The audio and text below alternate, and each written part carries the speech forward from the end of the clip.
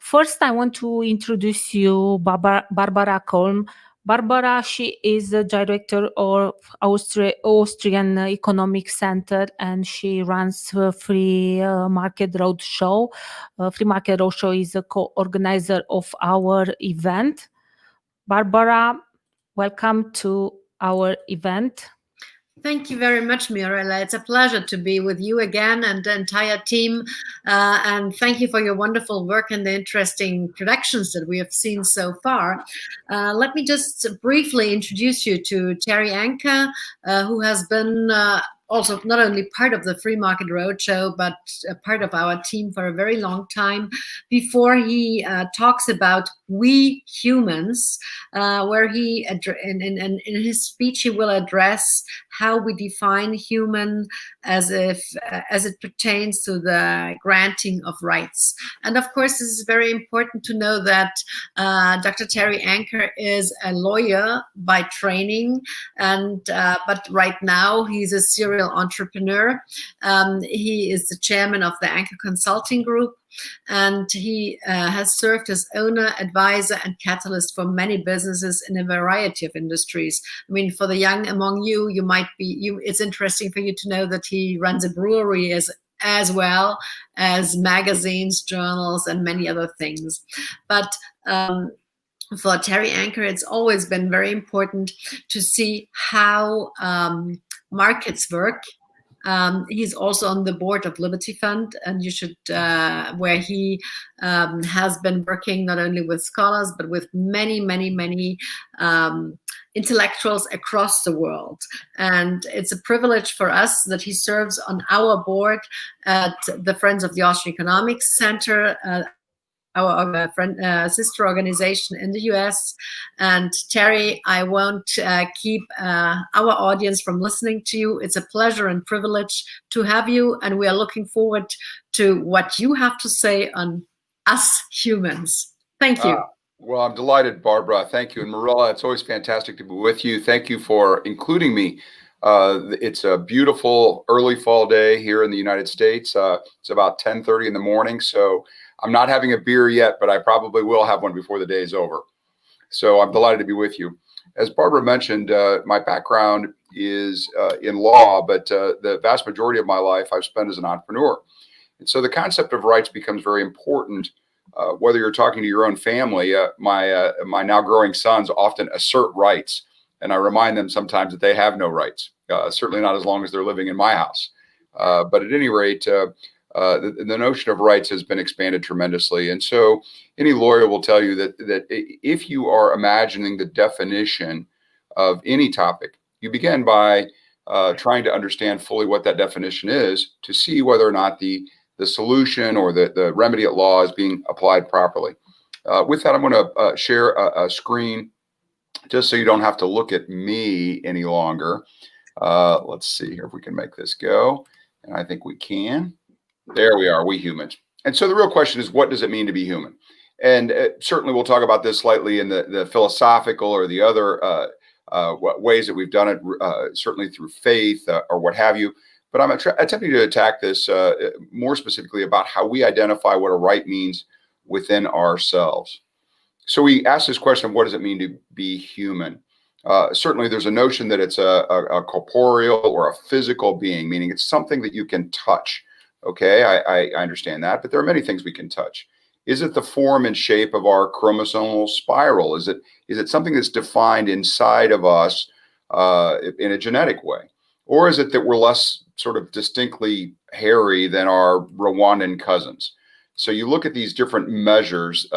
This, by the way, is me in Rwanda many years ago. I'm standing and about a 650-pound silverback gorilla decided to move near me. And so when that occurs, you stand very still and hope that they don't bump into you. As you can imagine, the gorilla had the right to do whatever he wished, largely based on his size. Can you put on the next slide, please? Oh, I'm sorry. It's not the first slide. It's not advancing, Barbara. There we are. No, I'm not sure why that is. There we go. You've got that. I'll watch more carefully now to make sure. But at any rate, the gorilla had what I would consider to be a right to pass me without any question whatsoever. And the reason for that is because he was much larger than me. Okay, so when we look at our planet, see if I can make that a little bigger. We are remarkably similar to the other creatures of Earth. So in other words, because it's a necessities of our planet, but we breathe oxygen-rich air, we thrive in a very narrow band of temperature variation, we eat food and process calories and produce waste. Many of us have hinged limbs, and we have brains that are protected within a skull. And so this leads a number of people to imagine that rights are similar because we're all so virtually similar. Another might argue that that simply is related to the notion of the fact that we're all on the same planet. Oxygen is a virtue of this planet, so any creature that's going to be here is going to have it. Food is something that's required to nurture an organic being. I won't go through the other things that happen once you eat food, but the notion that we are like every other creature maybe is true if you're far enough away. If we were aliens looking down on this planet and we saw the different sorts of creatures, we might imagine them to be all clumped into the same pool. That said, what does it mean to be human if we go to the ethereal? We've imagined this question for centuries, really since the beginning. Do we have a soul? Are we imbued by a creator with a unique and special thing that makes us human? Of course, St. Augustine argued that there is, in fact, a soul. And you see him carrying that light. Whether or not that's persuasive, we'll leave to the philosophers. What does it mean to be human if we think that maybe it's our advanced sentient thought as exhibited by complex interpersonal communication? Is that what holds us out to be unique? Potentially. The gorillas communicate with each other. Is that the thing that makes them human, therefore having or deserving of rights? Certainly, we do think and we carry forward those ideas. But once you begin to imagine thought, then can we constrain thought? Where do we have restrictions there? Obviously, Descartes said that because we think, we are. But again, does that give us rights? We'll get there in a second, Barbara. I know I'm giving everyone a history lesson that people already know, but it's an important foundation for where it is that people come to this notion that rights are something that is expansive or beyond the notion of where we might be as a single human being. So you look at how a lawyer would go about addressing this. It would be through what's called negative implication. So in other words, what it is to be human may be defined more directly by what it is to be non-human. So in other words, to be human is not to be inanimate. We must move, we must be of some physical substance, but we must be able to move. And then the question, of course, well, it's not to be inorganic. I know that's a double negative, but what it means is it's to be organic, to be flesh and blood. But if we are human, can we lack thought? Can a human being exist that lacks thought? Can a human being exist that lacks civility? And by civility, I don't necessarily mean political civility, but I mean the ability to interact and form social groups with other humans. Can we be human if we lack faith or compassion, or even a more important one that we'll talk about in a few minutes, free will? Arguably not. So what might it mean to be non-human? Inanimate, inorganic, lacking of thought, lacking of civility, lacking of faith, lacking of compassion, and most importantly, perhaps to this conversation today, lacking of free will. So you look at these inanimate objects, clearly they're not human. Although there are a number of people today that would argue that there's a thing identified certainly here and around the world as environmental rights, and that rights are imbued to inanimate objects. Perhaps. That's something that we must consider as we're determining what a right might be. The idea of thought. Are there things or creatures that think or don't think that we might extend this notion of rights to? Do animals think? Possibly. They certainly are capable of moving from one direction to another and doing many of the things that humans do. And there are humans that we might argue that don't think.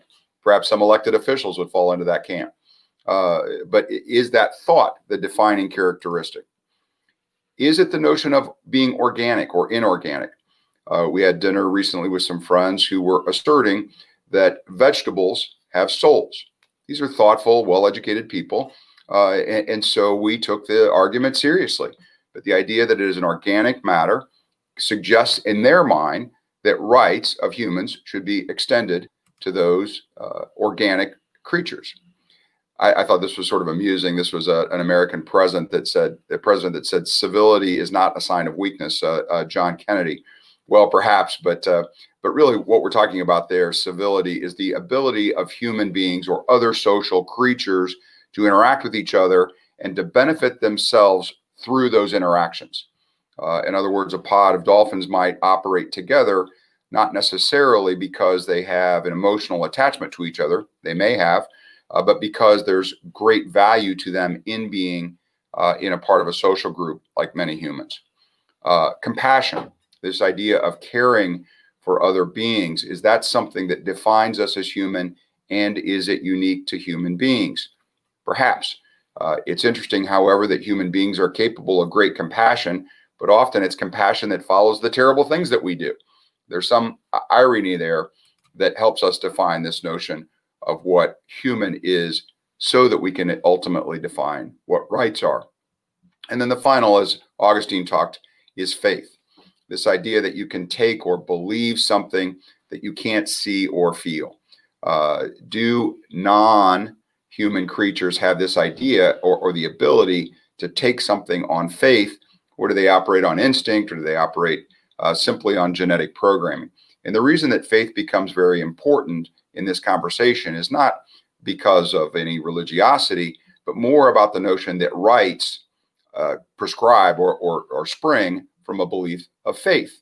If we have faith in some social order, then we're more likely to ascribe a right. And then finally is this idea of free will, that you're driving your own thoughts, and that those thoughts are not being driven by instinct or other things that we'll continue to talk about. If we apply the test of who has rights and who can get them, where do we end up? Well, so far we've ended up with things like civil rights, which is very interesting because civility may be a significant marker in the idea of humanity. Political rights.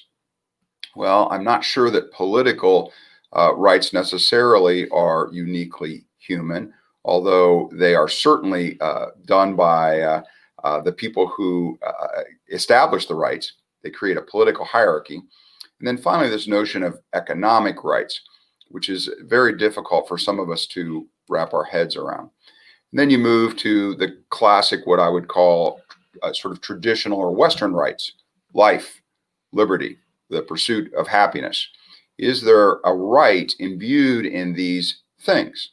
And then, of course, we would have to talk about what those are. But is there a human right, or is there a human definition in life? Well, maybe.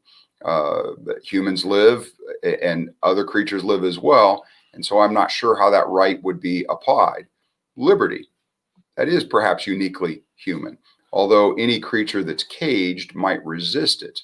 The pursuit of happiness, that's a sentient question that does get to humanity in a very specific way. And then finally, let's talk about some of the other fun rights: animal rights, environmental rights, sovereign rights, things that are manufactured specifically by humans who are then sharing this notion of rights to things that could otherwise never claim them on their own. Animals are not thinking and establishing and following this pattern through negative implication of defining themselves as capable of understanding or creating a right. So therefore, human beings who do have those characteristics extend those rights to other creatures that they find similar. Environmental rights, very much the same. It's remarkable how now you have individuals who speak for mountains or trees, and as if those individuals are channeling or speaking for the legitimate soul of that inanimate stone. And then sovereign rights are places that are defined geographically that are also imbued with rights, but they're not really the rights of that place. They're rights of the people who live there, who have extended the rights that belong to them to that place. I thought this was the most compelling listing of rights. Certainly, we're all very common with the rights enumerated in the European Union or the United States or in many other places. But I went to, in doing research for this presentation, and this is the last slide that we'll spend the most time on, and it said what India, one of the largest countries in the world, certainly a country that has struggled with this notion of human rights and what it means to be human, from Gandhi and before, and they've listed to their civil servants, these are employees of the Indian government, that this is what rights are. You have rights, they define rights as existing only in a society. Okay, I think that meets our test that says that rights are imagined through a civil order. They say that rights are the claims of individuals. Okay, maybe I understand that. These notions of development in society, they're going to talk about more later. But the argument that rights exist completely independently of human thought, perhaps if we have religiosity about it, but most honestly, in current parlance, rights are defined by human interaction. Rights are recognized by the society. Now we're getting a little further down this path that they're saying, well, at least as they define rights, that the social order perhaps supersedes the individual order. I think that we might disagree and discuss that more at length. Then they go on to say rights are rational and moral claims. I'm not sure that I understand how that might apply in the sense that a moral claim is bound by some other externality. And rights, if they come from within, if they exist within the individual, they're an individual claim, then how can that morality be external? We go on to say that rights are here only in society. That's interesting. So an individual, on claim number 2, rights are only are claims of the individuals. How can they exist only in a social order? Now we're starting to stray. Rights are only exist for a social good. Wow, that's deeply concerning, because who defines that social good? Well, the political order defines that social good. We'll skip ahead. They go on and say rights are equally available. Okay, that seems reasonable to most. Rights keep on changing. Well, that's concerning in a different level, because again, that says that rights aren't real. They're simply defined by the political order. Rights are not absolute. Maybe, but they are absolute, because how do you constrain the notion of a right? Rights are inseparably related with duties. Okay, rights and responsibilities, that makes sense. We've talked about that a great deal over the years in our own family, that with a new right comes a new responsibility. But the question is, who is that responsibility to? Is it to oneself or is it to the state? And then finally, rights need enforcement. Rights are enforced, again, by whom? By the state. Well, let's go back to the beginning. Now that we've thrown in these 11 rules that the Indian Civil Service is, and then we'll slip to questions with Barbara. If we negatively define what a human being is, so we know that a human being is not a stone and a human being is not many, many other things. We realize that there's a space between what is human and what is extended to others. So if we imagine something that belongs in the narrow band of human rights, it is a very far position where we have simply rooted ideas. And then from there, we slide into other things. As we expand the notion of human rights, we take those rights, in my mind, far beyond what it means to be human into something else. Then rights become a political order rather than a human order. So the idea of human rights, I think, has been co-opted by political leadership to mean something different than what it was when humans were first imagined. Barbara, do you have questions for me? Well, thank you very much, Terry. I have no questions. I'm totally confused now. I thought that you might be confused. Just kidding. I have a couple of notes that I took. And I think we should also look at the debate from both sides of the pond. And I'm grateful that you covered a lot, and you also kind of quoted the U.S. Constitution with the pursuit of happiness, which we don't have in many of our European constitutions. You don't have the pursuit of happiness, at least not written down in the way that you have. So I would look at the issue also from constitutional rights, in contrast with or to the rule of law. Well, Barbara, you're exactly right. And so the very notion of the U.S. Constitution, again, if we imagine this thing from the very individual, so an individual, you or I have our own being, and we can imagine our own rights. If we're able to think, we're able to imagine what it is to be us or to be individual. And then as we expand that into social orders and to further into continental orders or world orders, those things become significantly diluted. The European Union did not imagine an individual right as a founding principle. Therefore, it's the idea of individual happiness, personal freedoms are not generally included in the diaspora or in the dialogue when we talk about the formation of a number of other nation states. The United States was, at least at its time, was founded with the notion that we're going to be as close to the initial or original intention of what it defined a right, meaning the individual, as possible. Does that get at the question that you're asking? Well, that is one part of the question, because we also have to make the difference between, and you mentioned it again, and so I'm just pulling forward, Yes. The individual rights, and of course society. And this is where Hayek made a great distinction when he mentioned the individuals think and act, societies don't think and act. You're precisely right. And you're getting at exactly what it is that we're talking about, which is that these rights are expanded from individuals. So if I, as an individual, elect not to give government the right to act on my behalf, they should not. They don't have that right. And somehow along the way, governments have, for lack of a better expression, absorbed the individual rights and made them their own. And so now you have government leadership saying, we must expand these rights. We have this authority to expand these rights to mountaintops or billy goats or whatever it is that we're pointing to, or Rwandan gorillas. And perhaps that may be what we choose. But the idea that an individual is not making a decision to express those rights is deeply troubling. Shall we support individuals, or put the question differently?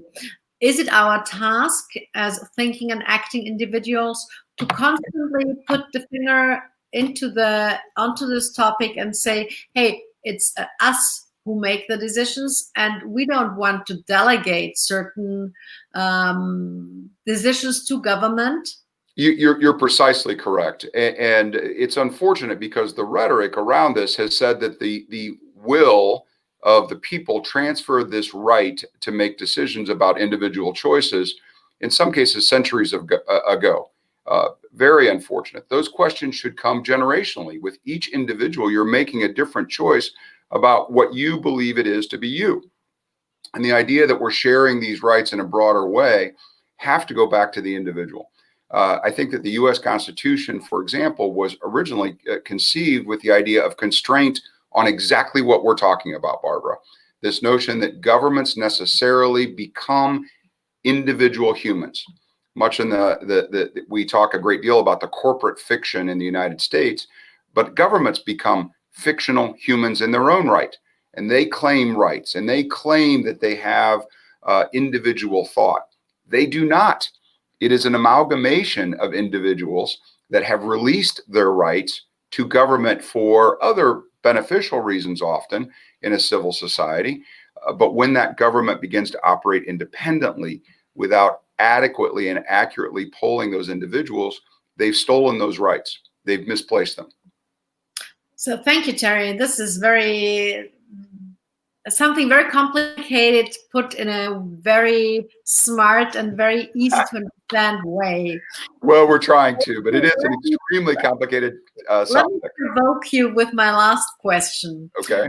Because I didn't have anything from the floor, but I would love to have this question answered. So given that you were right with your last comment, should we simply limit the state or the politicians just to say, okay, fulfill the rule of law, or it's just a simple task of the state to be there and have the rule of law in place? Well, absolutely. And the rule of law is imperfect, certainly. And as our Indian friends said in their list of things that conflict with each other and make no sense, that laws change and things move along. We understand that, certainly. The importance of rule of law is it creates some slower process to prevent this natural growth of government assuming the role of a human being. The rule of law, I think, is largely in place to ensure that we've got some standard rules. Plus, it gives us, those of us who believe in the rights of individuals, an opportunity to reclaim some of that ground that's been taken by government. Law, in my mind at least, is not an element of government. It's something that regulates and controls government. And when government oversees or exceeds rather that rule of law, they cause enormous harm to the people, always for their own advantage. So what literature would you recommend to our listeners if they want to dig deeper into this question? Of course, apart from Law, Legislation, and Liberty by Hayek, or the Constitution of Liberty, or what other books would you recommend that would make it worth reading? Well, I think you started with Hayek. The challenge with Hayek is he can be very challenging reading. I would imagine that most of the people that are watching us today or will watch us in the future are at a later stage in their advanced thinking about these issues of what it means to be human. I think that I would come at it more from the sort of three general areas. So one is defining humanity from a biological sense. So how odd that we're talking about human rights, and I'm suggesting that someone read biology and begin to understand how similar or different it is that we are from other creatures on this planet. So understanding the difference physiologically. And then secondly, I would go to things that are more in the ethereal. Certainly there are scores of philosophers have written about what it means to be human. I've mentioned a few, Aristotle and others come to mind on the notion of religion.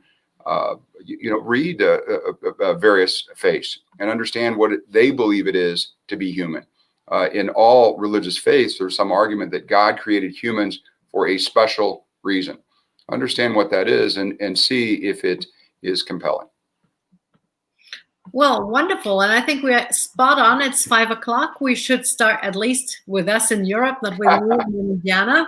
You have the entire day ahead of you, but we will have a couple of other great discussions coming up at 5:15, so in 15 minutes, rights and duties. This is a panel discussion with Agnieszka Plonska, with Krifork Agobayan, sorry for my for the misspelling, with Scott Nelson and our moderator Federico Fernandez. So stay tuned, stay with us, enjoy the next conversations.